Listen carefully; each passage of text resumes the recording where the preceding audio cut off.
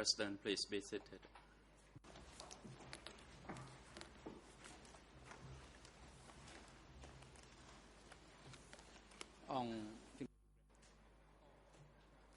The court is now in session.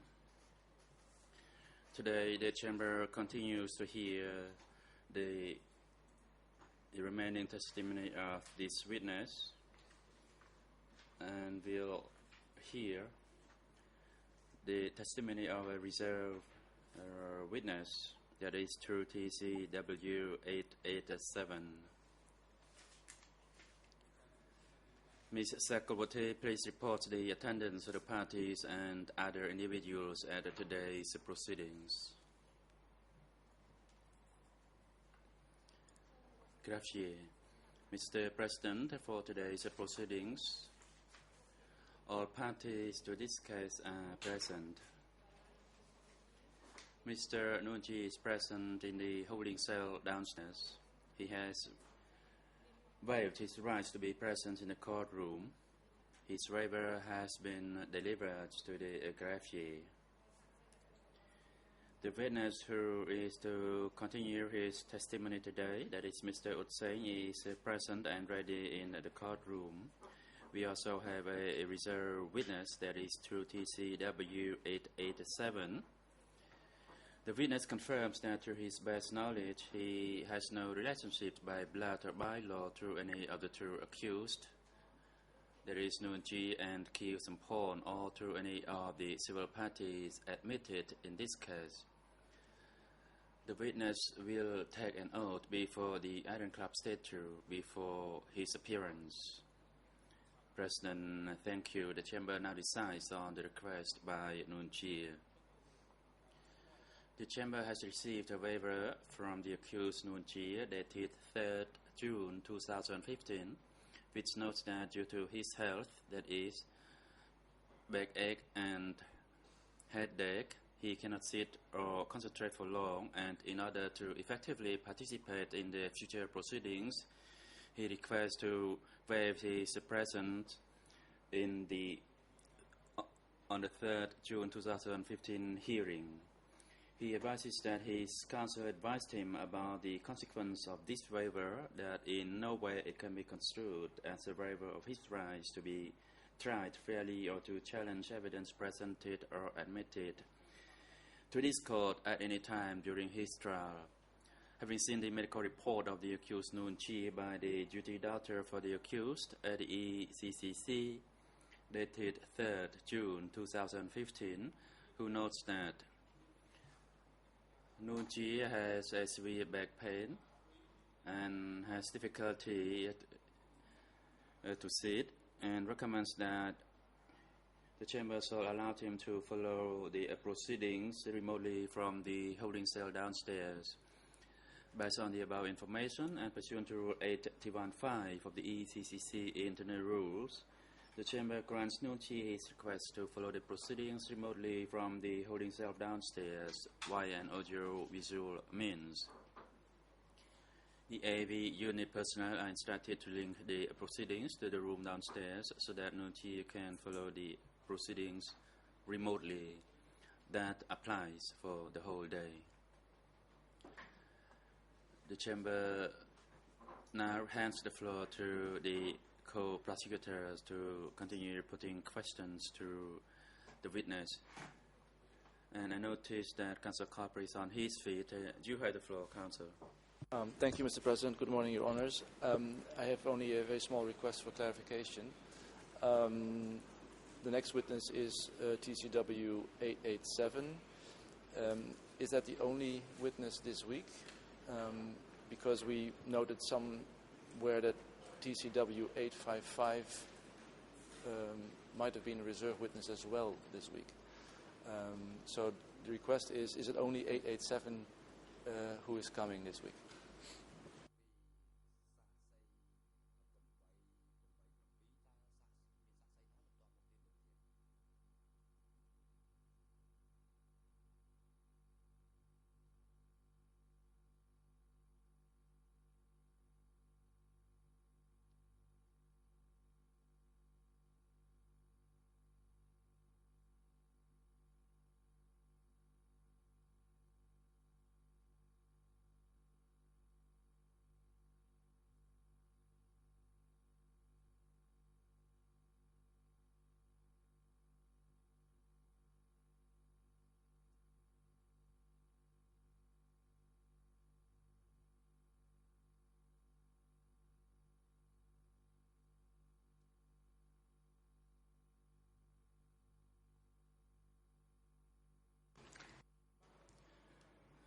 President, the Chamber actually informs the parties via an email on this matter.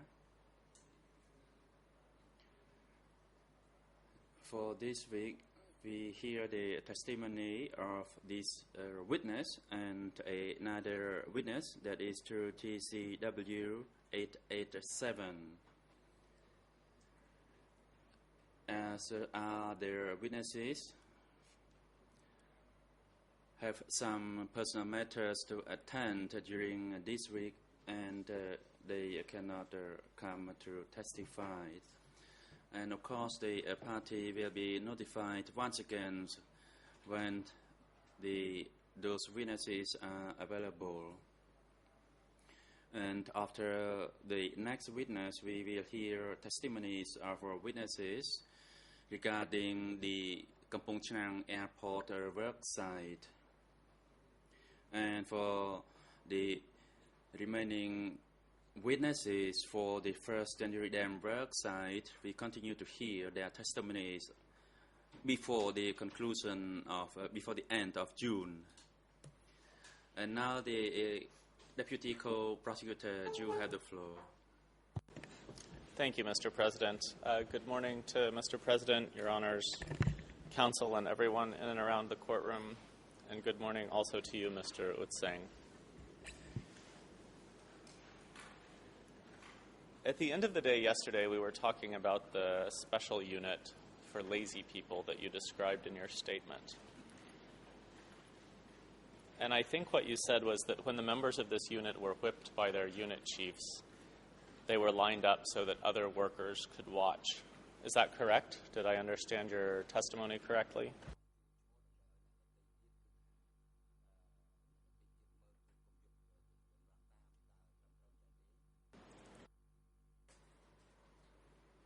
Yes, that is correct. And I think you also told us that they suffered no major injuries. Do you know whether they suffered minor injuries like bruises, cuts, welts, anything of that nature?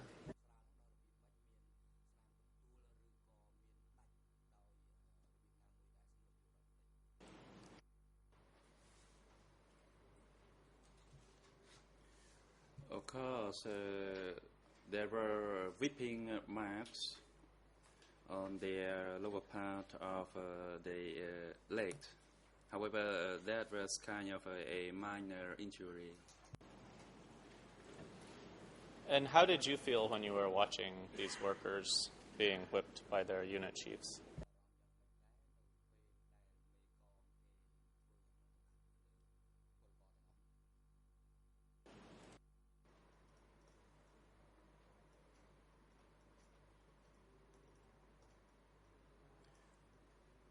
We were afraid, and we tried our best to adhere to the regulations and the disciplines within the group and the unit.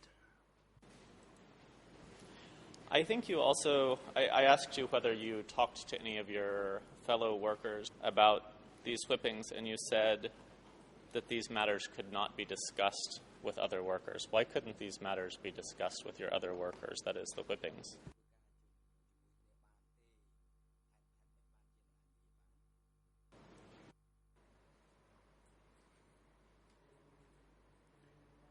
We were allowed to watch what happened, but if we were to discuss the matter, then we were considered making a mistake. And what would happen if you made a mistake in that way by discussing the matter?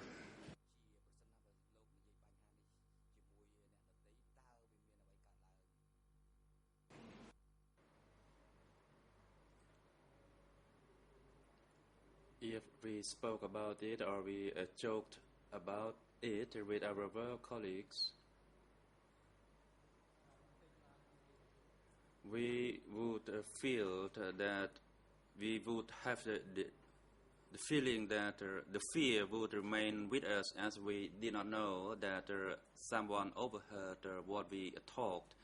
So usually we resorted to the phrase in Khmer which says that we plant the kapok tree. It means we keep our mouth shut. I'm going to read something else from your statement. This is Khmer page 00271407, English 00282355, and French 00482932-33. And this is what you said about the people who were being whipped. You said they had nothing to eat, so they had no strength to work. What did you mean by that?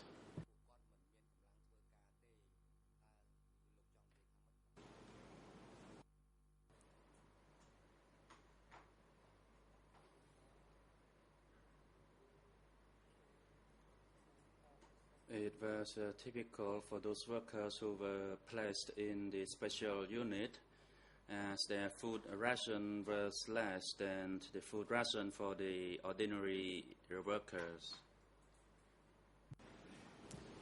So their food ration was less, and I think you also told us yesterday that their workload was more. Is that correct?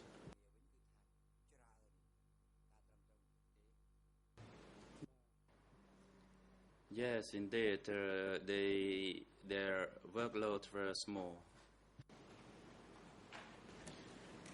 I think you also told us yesterday that you took part, that you attended at least criticism meetings, and that this special unit for lazy people was discussed at the criticism meeting. Can you tell us what was said about the special unit for lazy people at the criticism meetings?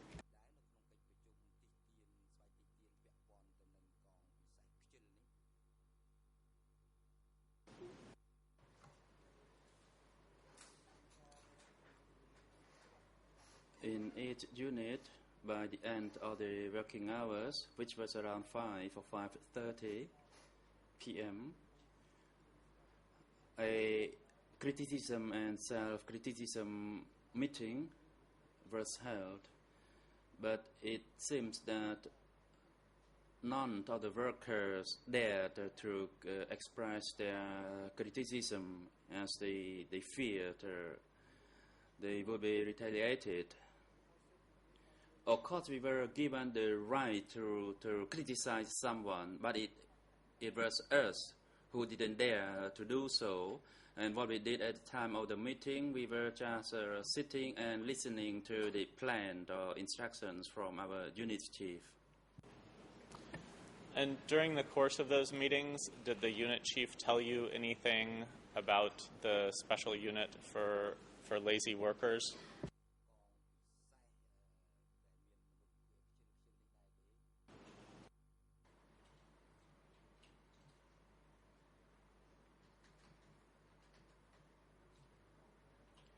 I cannot recall it.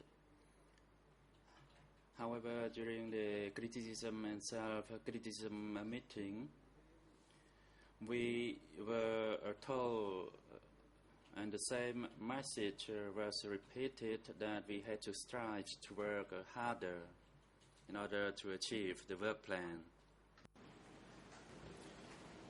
So going back to the whippings that you described, you said that they were carried out by the two unit chiefs of this special unit, one male and one female. Did you ever see any authority figure try to stop these whippings from taking place?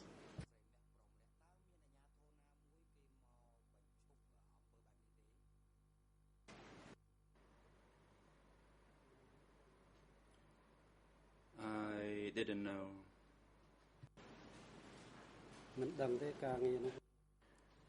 I didn't know about that affair.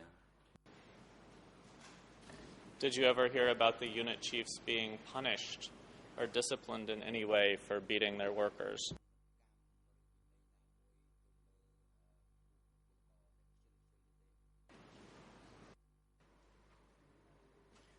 I never heard about that. And when they held their meetings, they held it at a different location. And however, when they were beating after the workers, we could see it.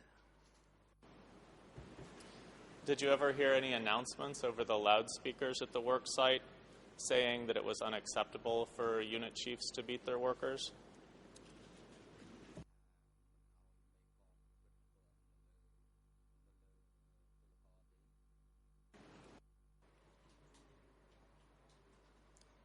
No, there was no announcement. However, quite a similar message was integrated into the revolutionary songs.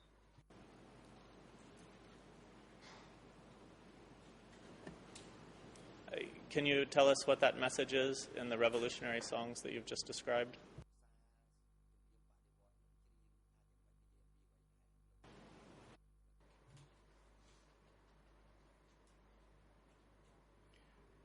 From my recollection,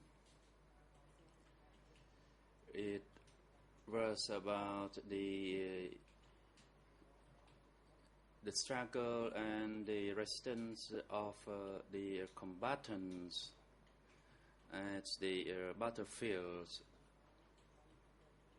and it's about the commitment of those combatants in their attack at the battlefield, for example, at Trapang Pring, and that kind of message was played over the loudspeaker. Okay, thank you. I'd like to turn now to the topic of the disappearances during night work. You mentioned those briefly yesterday, but I'd like to go into a bit more detail. And I will start by reading a quote from your statement. This is page 00271408 in Khmer. In English, page 00282355. And in French, page 00482933. And this is what you said. You said, quote, "Night work was a special thing because people disappeared from the other units during night. I saw them call people away at night. Then the next morning, I heard that people had been killed and thrown into a well. People who were called and taken away during the night were never seen to return. At the night work site, if they called someone a short distance away, about 4 to 10 meters, we would not be able to see, and it was an easy thing to arrest someone. I was very frightened then. I did not know when my turn would come." Unquote. Now, I think I heard you say yesterday that this happened on only one occasion that you recall. Is that correct? Did this happen on just one occasion, or did it happen on more than one occasion?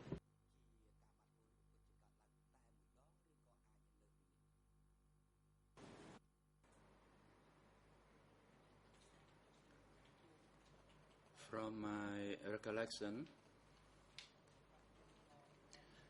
my unit was working near workers from the new village, and they were the 17 April people, and who had a connection with the former colonial soldiers. During the daytime, we were working near each other, and at night time the militia called a few workers to go with them. We knew that they had some issues, but we didn't know what were the issues. We didn't know where they were taken away and killed.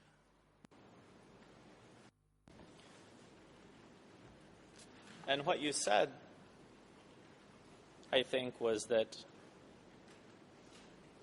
you heard the next morning that they had been killed and thrown into a well.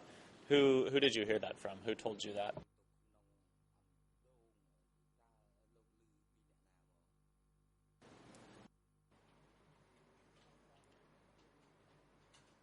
It just happens that the chief of the youth unit, and allow me to say that there were also militia for the youth unit. They actually were speaking through each other, and I overheard that they said that those few workers had been put in a well. And just to be clear, that conversation was between the chief of the youth unit and a member of the militia for the youth unit. Is that correct?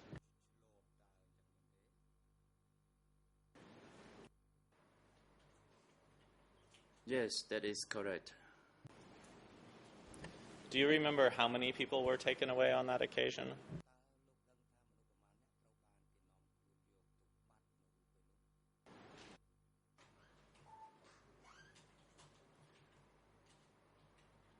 I am not sure on the number. However, I saw 2 to 3 workers walked away, and that raised my concern. You also said, quote, "I was very frightened. I did not know when my turn would come," unquote. Why were you frightened that your turn might come?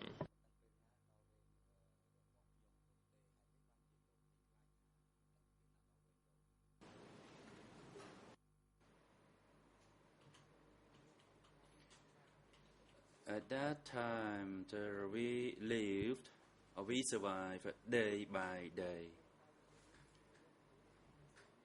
When we woke up in the morning, we knew for sure that we lived for that day, and that's what happened.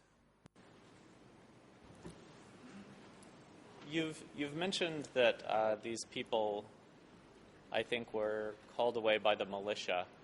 Can you tell us generally, were there militiamen or soldiers present at the work site on a regular basis?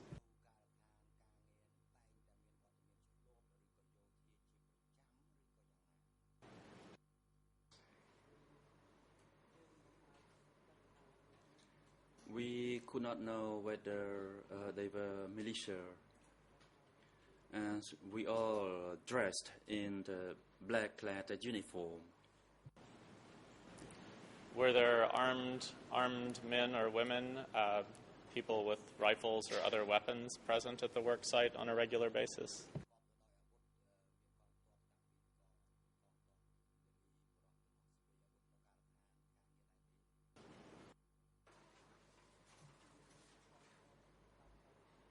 There were no soldiers armed with firearms there. ហើយយើងមិនអាច And we could not distinguish anyone was a militiaman or not.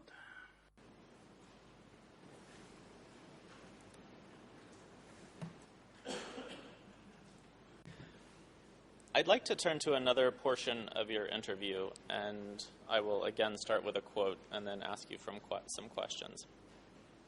The page number here is in Khmer 00271410, in English 00282356, and French 00482934-35. And I'll read you both the question and your answer. You were asked, quote, "Why were you constantly afraid that they would kill you?" unquote. And this was your answer.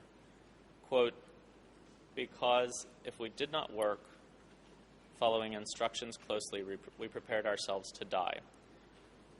In the sub-district, there were security personnel who monitored. They carried clubs and knives, and the knives were covered with dried blood. So on our own, we became afraid of dying." Unquote. Can you tell us where and when you saw these security personnel carrying clubs and knives covered with dried blood?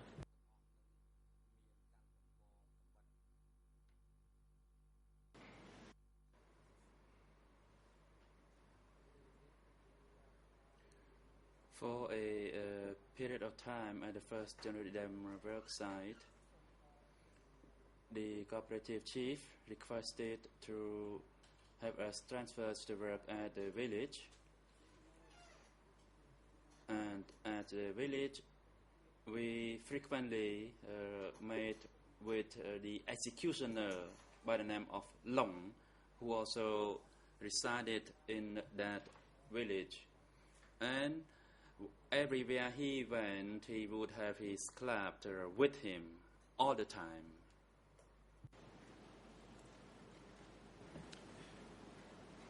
And do you know what position the person you've just described held, or what unit he belonged to, if any?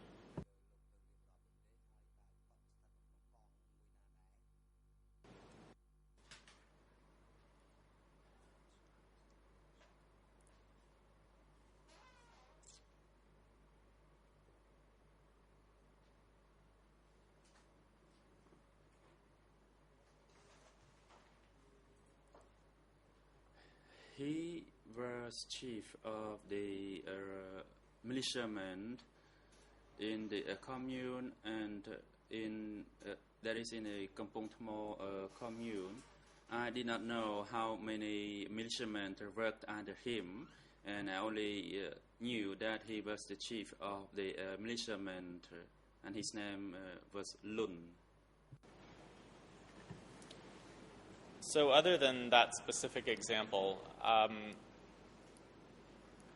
did you see other security personnel armed with clubs or knives?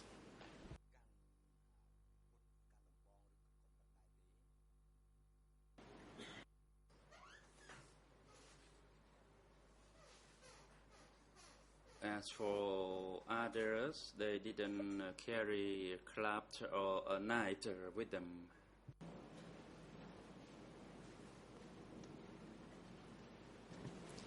And you said that the security personnel were monitoring. What exactly did you mean by that?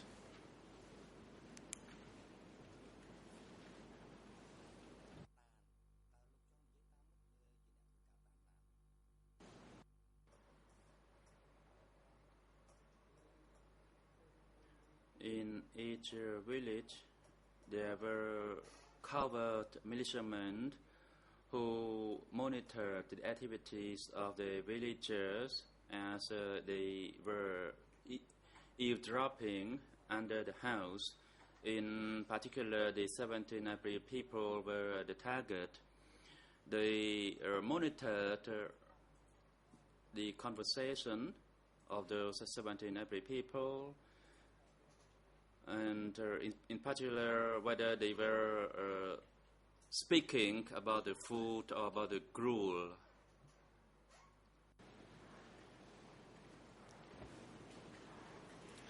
Okay, I'd like to return to this person you've just mentioned, named Lun.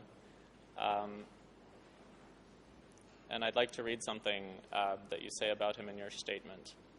And the page reference here is Khmer 00271440, English 00282357, and French 00482935.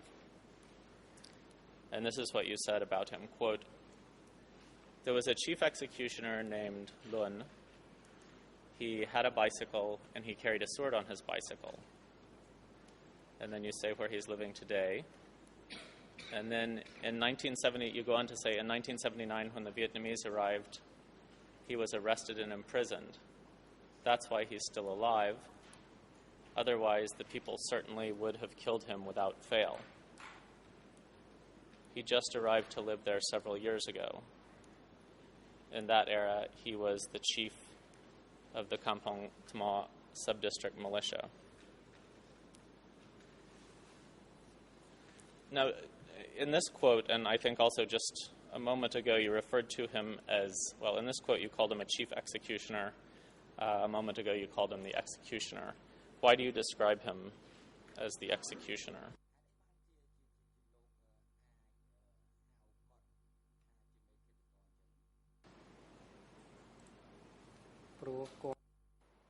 Answer. Because he was the chief of militia in the Kampong Thmo commune.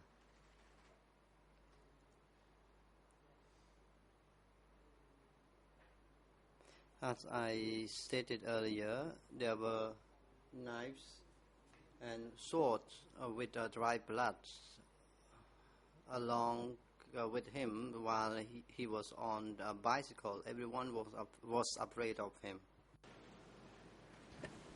So am I understanding you correctly that you describe him as an executioner because you saw him with these weapons with dried blood on them in his possession? Is that the basis of your description of him as executioner?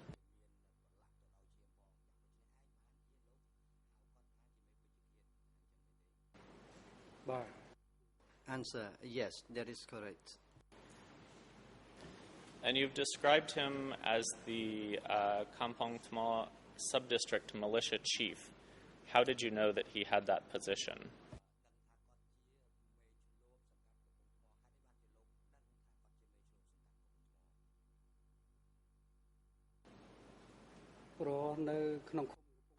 Because in Kampong Tmo sub-district, there was only him who showed people his influence, and he had weapons such as swords and knives. The way he acted was to show that he was a strong man. Did you ever see him at the 1st January dam work site, or did he have any role there to the best of your knowledge?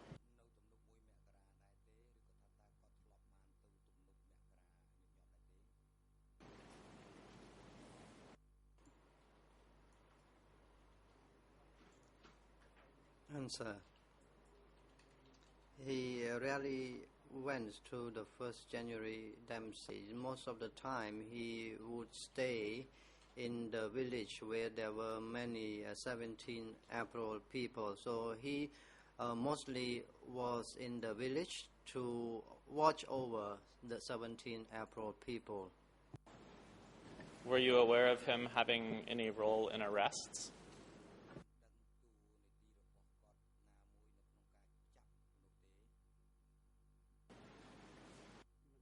Answer, I do not know about it.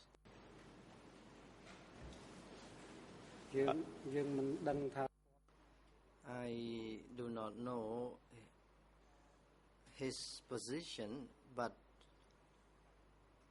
from what we saw, he was the outstanding man in Kampong Tmo sub-districts. Mr. President, with the Chamber's leave, I'd like to show a document to this witness. The document is D166/156. I believe that it contains a description of the person that the witness has just been talking about, and I would ask that he look simply at the personal identifying information in this document to confirm that this is in fact the person he's just been speaking of.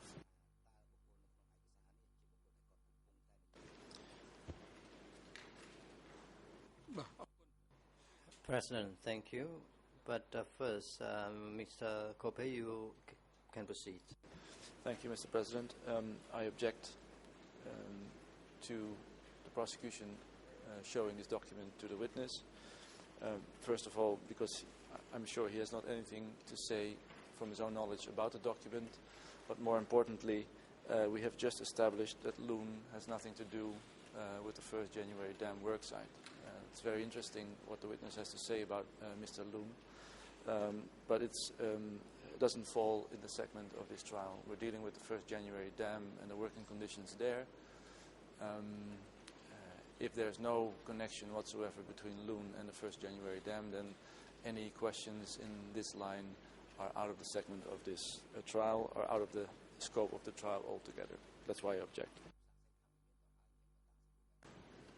Mr. President, if I could just respond briefly. First of all, we believe that this person may be an upcoming witness in this case. For that reason, it would be important to establish that the person this witness is talking about is exactly the person we think may be coming to testify. As to the relevance point, that's one aspect of relevance, of course. As to the remaining relevance point, the connection in our submission between this commune and the dam were close enough that, in the same way that Wat Barai Chuan Dek was almost inherently a part of the dam site, evidence about things that happened in this commune are at the very least relevant to what happened at the dam site. Just a request for clarification about the first remark. I apologize, Mr. President. When is this loon coming to testify? Well, we believe that he may be to TCW 830. And that's, of course, the issue that I'm trying to settle by showing this document to the witness, whether he is, in fact, the same person.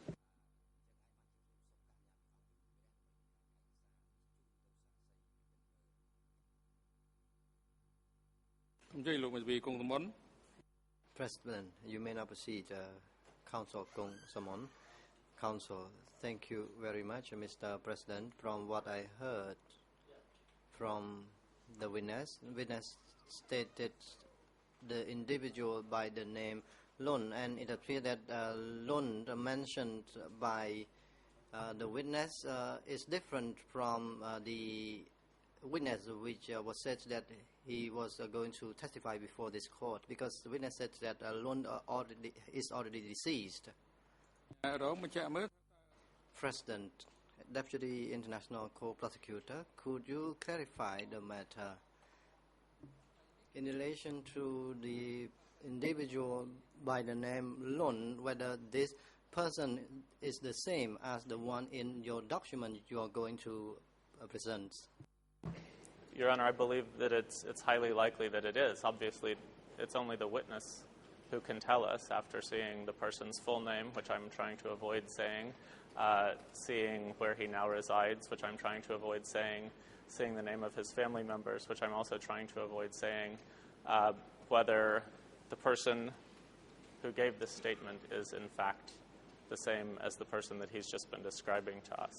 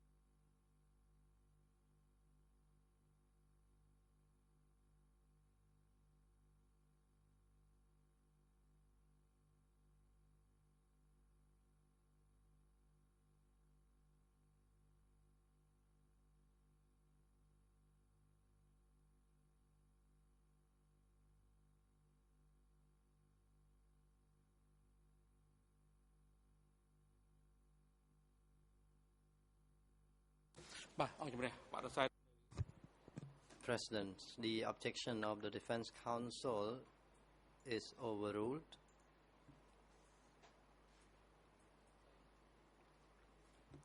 The President, the Chamber grants the request by the Deputy International Co-Prosecutor and Court Officer. You are instructed to take the document and present it to the witness.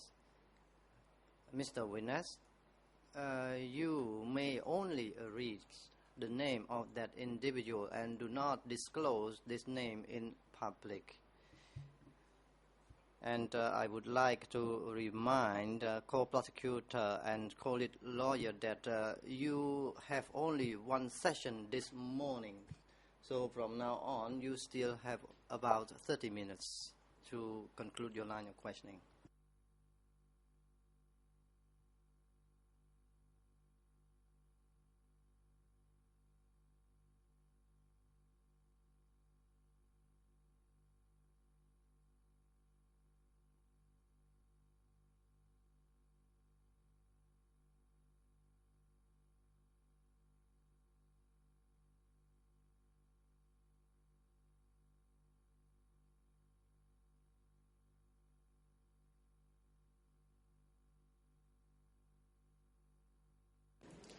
So, Mr. Utseng, if you've had a chance to look at the highlighted name and the highlighted paragraph in that statement, if you could please not mention the full name, not mention any of the other identifying details, but just tell us whether this is the same person you've just been describing to us.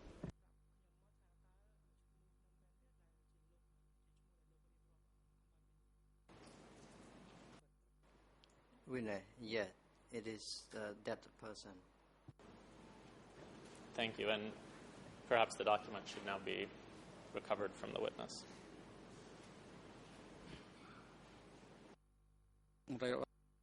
President Court Officer, please recover the document and give it to the co-prosecutor.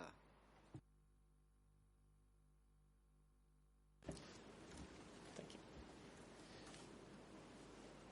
Mr. Utseng, I'd now like to turn to a different topic, the Barai Chondek Pagoda. Can you tell us what it was and what it was used for during your time at the 1st January Dam work site?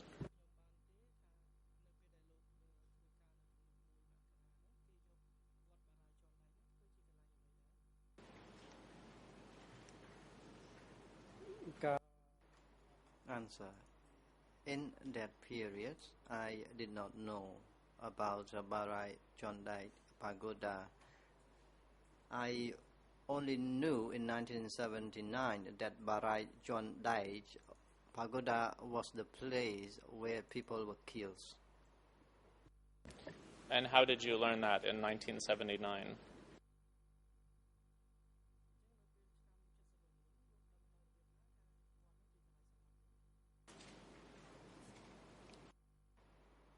Answer.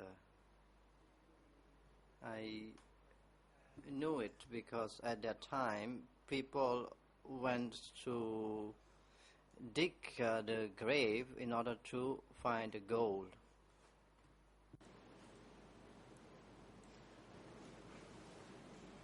And can you be a bit more specific when you say that they were digging graves to find gold?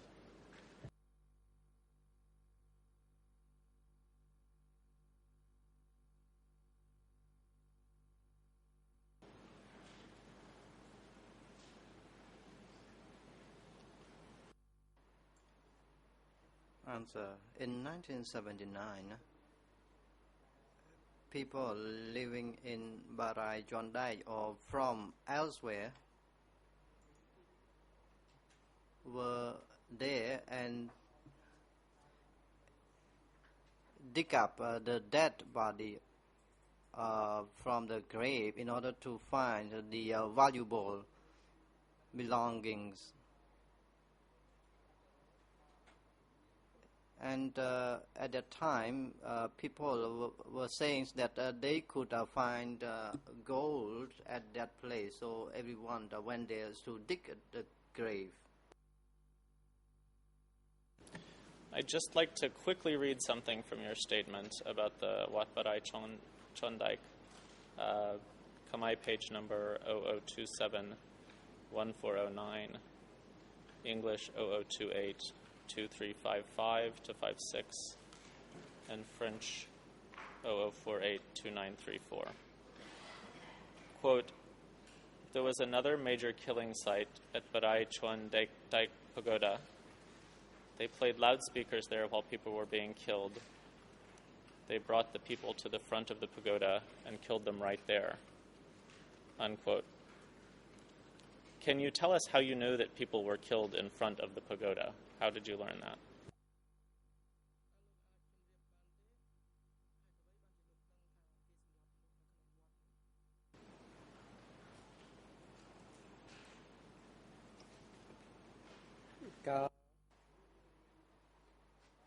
Answer. I was in Santuk area at the time on the other side of the river.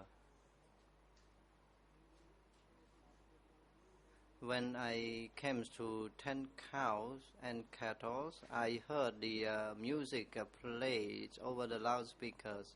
It was so loud and I could not know what was going on there.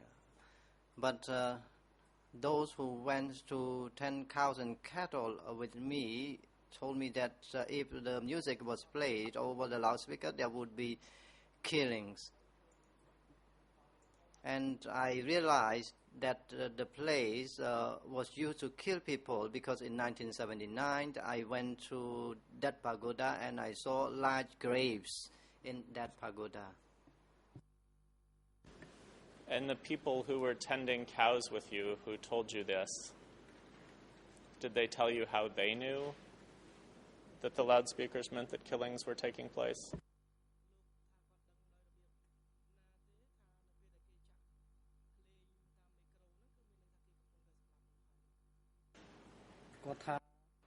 Answer. They said that they came to 10 cattle at that place every day.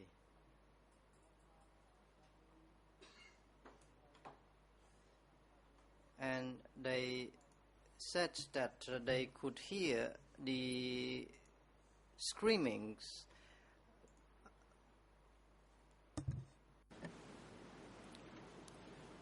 I'd just like to deal with one last topic, which is the Cham families that you mentioned in your witness interview. And the citation here is Khmer page 0027-1411, English page 0028-2357, and French page 0048-2935. And you said, quote, "The Cham people were also killed during that era. One day when I was awakening, all the Cham in my village suddenly disappeared. There were 10 Cham families in my village, and of the 10 families, just one person was still alive. At that time, she was away working in the district mobile unit," unquote. First, can you tell us approximately when this occurred, this disappearance, as you describe it?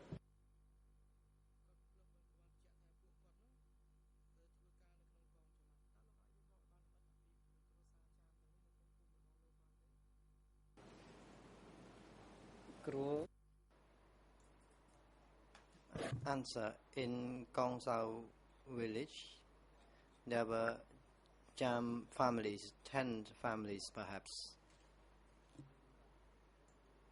I do not remember the statistics.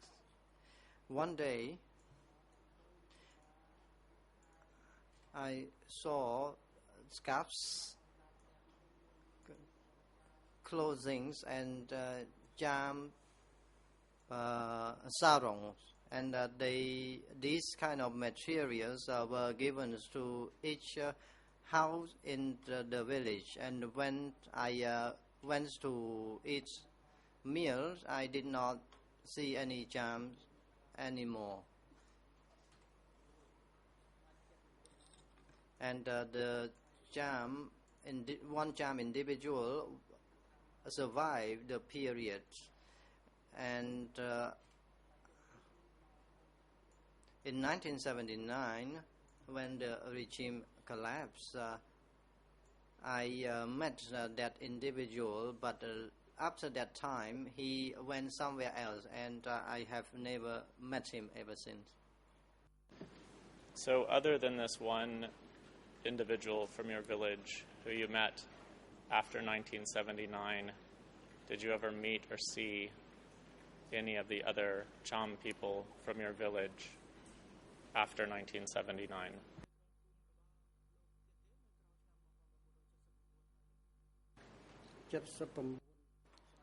Answer. After 1979, I met only that woman. She came to find her parents, and after that time, she went elsewhere. I have never met her again, and I also have never met any other Cham families after 1979. Thank you, Mr. Utsang. Mr. President, I now pass the floor to the civil party lead co-lawyers with the Chamber's leave.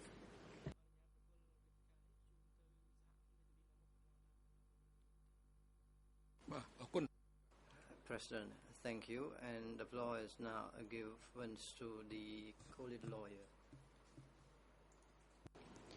Merci, Monsieur le Président. Bonjour à tous. Good morning, Mr. President. Thank you, Mr. President. Good morning to everyone. And I give the floor to my learned colleague. អញ្ជើញលោក វ៉ែន ពៅ President, you may proceed, Mr. Wan Peu. Good morning, Mr. President, Your Honors, everyone in and around the courtroom. Good morning, Mr. Otsain.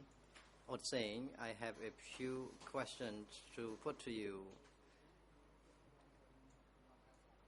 I would like to first ask about the written record of your interview, document E3/5267. Here on in Khmer 00271405 English 00282353 French 00482931. In question and answer, you were asked about the time you arrived at your birthplace. What were you assigned to do? Your answer is that after 1 week arriving at that place, I was asked to dig a reservoir at Tang Krosang. I did not know how long I worked there. I worked in that place during the dry and rainy season. Presentation. I would like to know, when you first arrived in that area, what were you considered?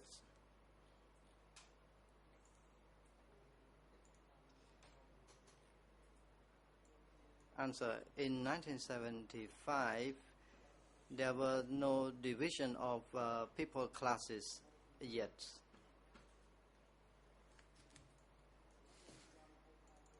And communal eating was not implemented yet. And I was assigned by my village chief to go and dig a reservoir with base people. I was the 17th April person, and 3 of my colleagues and me went to help the work in the village. I do not recall when it was. Counsel, thank you. In relation to another document, Mr. President, document D3/7.1.848. It is your written record of interview as well. You stated that between 1976 and 77, I was assigned by the cooperative to work at the 1st January dam site in Kampong Thmo sub-district. Rather, it was in Kampong Thmo village, Santuk, Kampong Thmo sub-district, Santuk district. And you stated that the dam belongs to the zone. How did you know that? President, please observe microphone, Mr. Witness. Answer.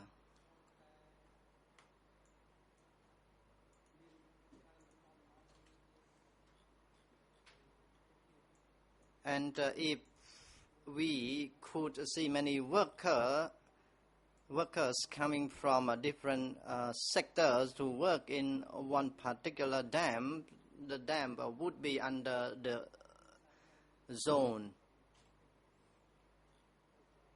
So because there were many workers from sectors 43 and 42, that is why I said the dam was under the zone responsibility. Counsel, you stated that the dam was under the responsibility of the zone, and did you see any leaders of that zone coming to that 1st January dam? Answer. I knew it because songs were played over the loudspeakers, and there was an announcement over the loudspeaker about workers from zones 303 and 304. So we heard that announcement by ourselves. Counsel, in relation to your statement provided to the co-prosecutor yesterday, I would like to have a follow-up. You stated that there were 30 members in your units. Were there only males in your unit, or were there also females in your units? Answer. We were not all from the same village.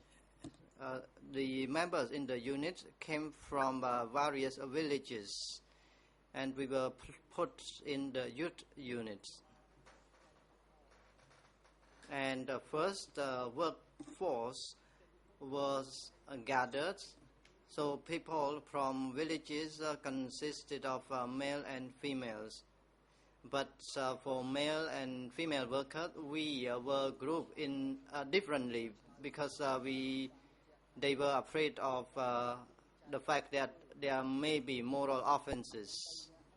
Counsel, you stated that the assignment was given to you, and sometimes 3 of you would work in one group.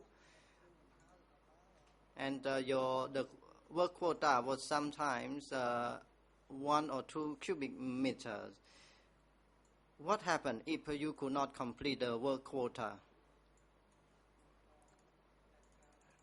Answer. The work quota received from the youth unit, for example, sometimes we receive 30 meters of land to work on, and we had to divide that kind of the amount of land received from the unit among us. So we had to work on a daily basis. And as for that work quota, the whole group could finish it by 5 p.m. in the evening. Counsel, I would like to ask you if anyone could not complete the work quota, did they have to work at night time?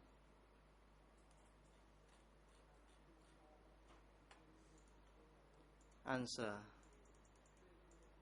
Most importantly, we as a group had to help each other to complete the work assignment. So when we receive the work quota, we had to complete it within our own group or unit. Counsel, yesterday you stated about the accident at work, and you stated also that people fainted because they were exhausted. To your observation, did this happen because of their overwork or because they did not have enough food to eat? Answer. Our strength were becoming weaker and weaker from day to day because we did not have enough food to eat. Even when we relieve ourselves, there was no bad smell at all from our waste. Counsel, in relation to food ration, could you tell the court, was the food ration hygiene enough? And was the surrounding area of the work site cleaned?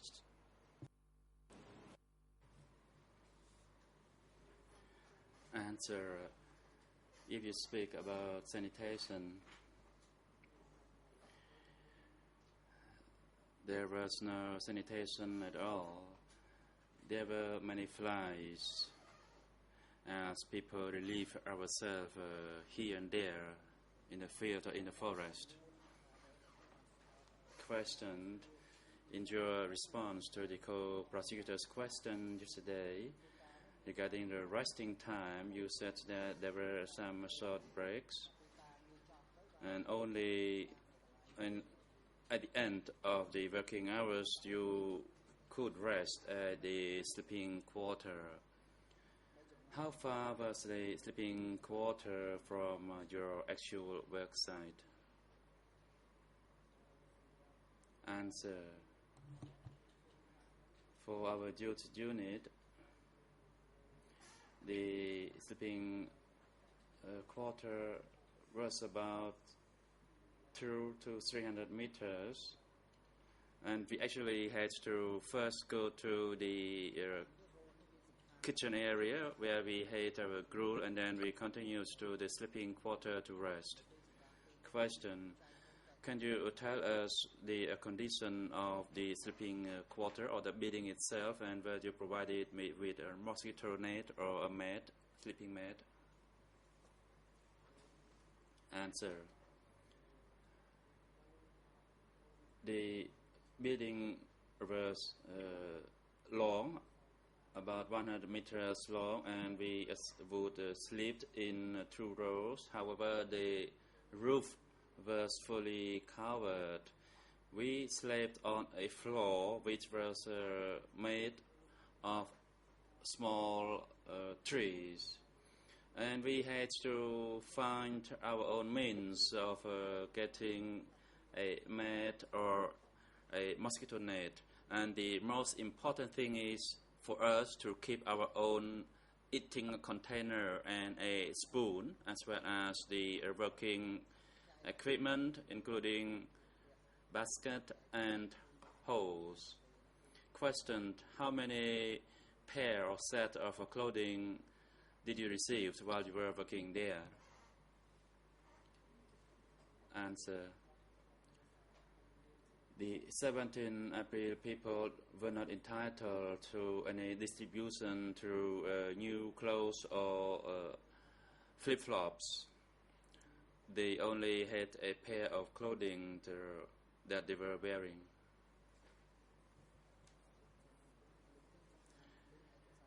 Question, Mr. President, I'd like to quote another extract from a document which is E3/5267, and the Khmer EN is 00271407, in English 00282354, and in French 00482932.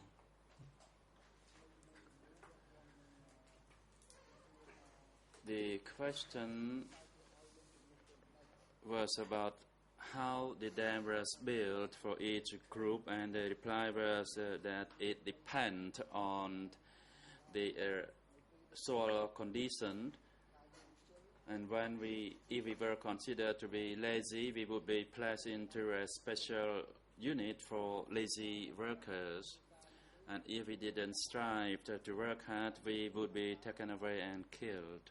Free translation, end of quote. My question to you is the following.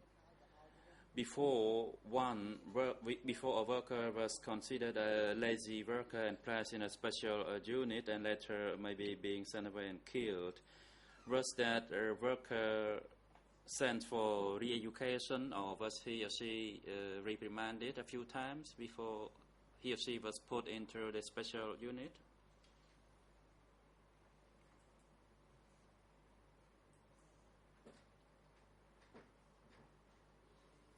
Answer. For those workers, although they were alleged to be lazy workers, and in fact they exhausted themselves from overwork, however, sometimes went here or there freely without the authorization from ONCA. These people or workers were gathered and placed into a unit called a special unit, and there were both male and female workers who were placed in that unit. and they hate to work harder than the ordinary workers.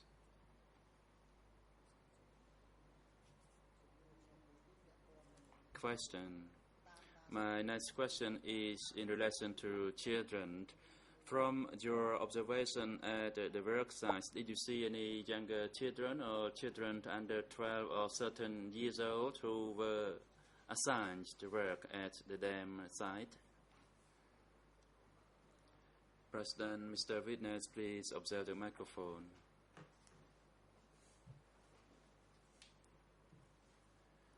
Witness.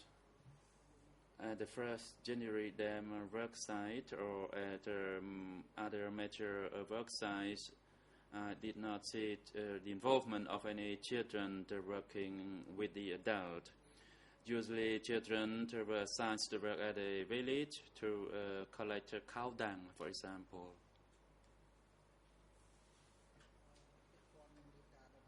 Question on the issue of forced marriage. In your village or at the work site, did you witness any arranged marriage? Or did arranged marriage happen in your unit?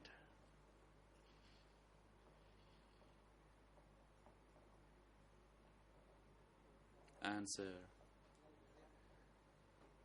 In the youth unit,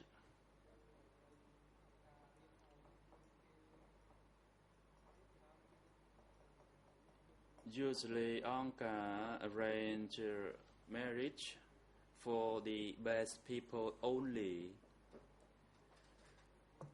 As the 17 April people were not arranged by Angka to get married. Angka would organize a wedding or marriage ceremony for 10 or 20 couples of the best people. Usually it was held at the commune, and indeed I knew that such arranged marriage took place, although I cannot say whether it was forced or not. Question. My last question is in relation to the death of workers. If a worker died either at a work site or at the village, was any traditional ritual for the death allowed to be organized? Answer. For those people who died, we don't even know where their dead bodies were. We were not allowed to conduct any traditional ritual for the death. Even if when one's mother was sick at the village, we would not be authorized to visit, because we were asked whether we were a medic or not, and if we were not, then we would not be allowed to visit. Counsel, thank you, Mr. President. I am done for this witness. President, thank you.